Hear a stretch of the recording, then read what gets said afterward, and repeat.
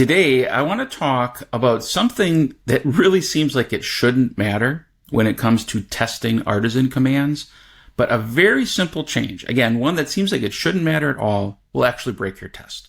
And we'll learn something about how the test runner operates with commands and why that's important to know as we structure our test. So let's look at a passing test first, and then I'll demonstrate the problem. So here I have a passing test. This is something within the Mastering Laravel site where every day, these tips that I write or record get published into a Slack channel in our community. By the way, you should check that out if you haven't yet, masteringlaravel.io/community. And so I'm setting up a notification fake. I'm setting the current date and time. And then I'm running this command, publish daily tip to Slack. I'm saying it was successful and that these notifications happened. Pretty simple test, but let me show to you. Let me just prove this test is passing. Great. So if I just make one simple change, right? So if I just assign this to like command, and then let's do this. All right. So this is a common pattern, maybe with an HTTP feature test, right? I might make a get or a post, get that response, and then have a bunch of separate assertions on it. Might be a little odd to break up this very simple one fluent assertion into a separate line, but again, theoretically, this should be exactly the same thing as what was just on the screen before. However, if I run this test now without one simple change, it fails. And the failure, which is interesting to note, is on notification.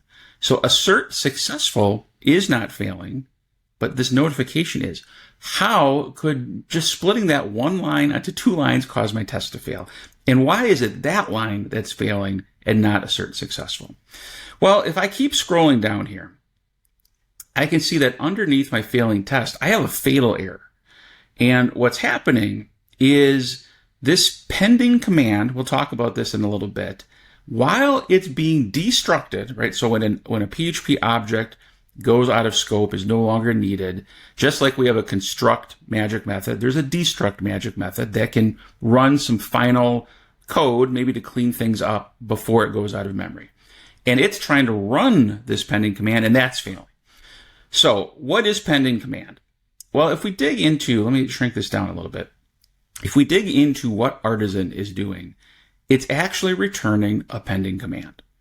And so I think the name is pretty self-explanatory. Instead of what we might conceptually have thought is happening, that it's running the command when I call this Artisan, instead, it's returning a pending command, which at some later point will be run.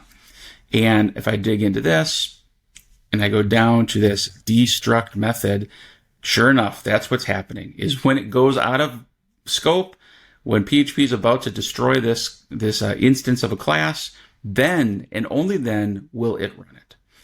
So let's figure out, first of all, why is Laravel doing this? This is different than how the HTTP requests work in the test helper. So why are we doing this here?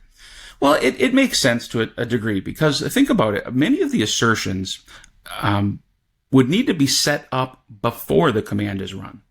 So asserting the exit code, like in my case, assert successful, that happens after the command is run. That one would be fine to like fluently chain after, but think of something like expects input, expects question. Like these are things that happen in the process of the command running.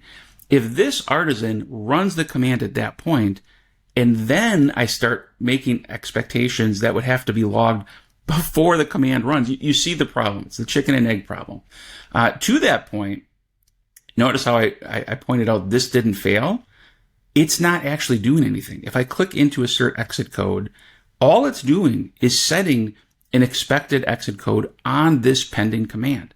When the pending command is run, then all of these things will be evaluated. So that's why this line did not fail here. But let's go one step further. Let's put the fluent chain back, right? But I'm still going to leave this assigned to a variable. Now, if I run this test, it still fails. And if I go down here, it's the same fatal error.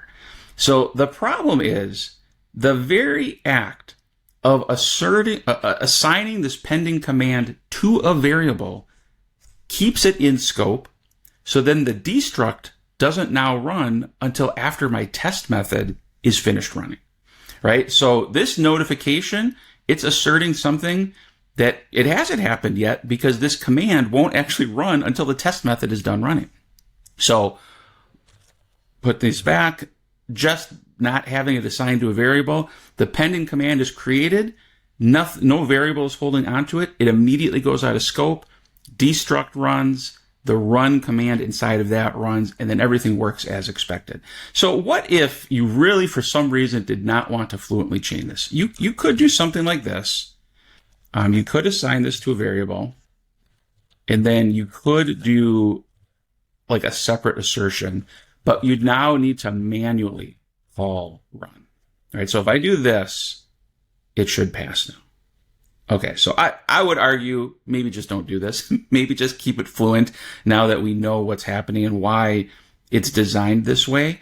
But if you really wanted to split this up, just know that you are responsible then for manually running the command before anything else happens. Any other assertions are going to happen inside this test. So hopefully you found that interesting, a little dive inside of how the test helpers around Artisan Command works. And again, just another shout out for the Mastering Laravel community. If you'd like to join a group of fellow Laravel devs, and we have monthly calls, check that out at masteringlaravel.io/community.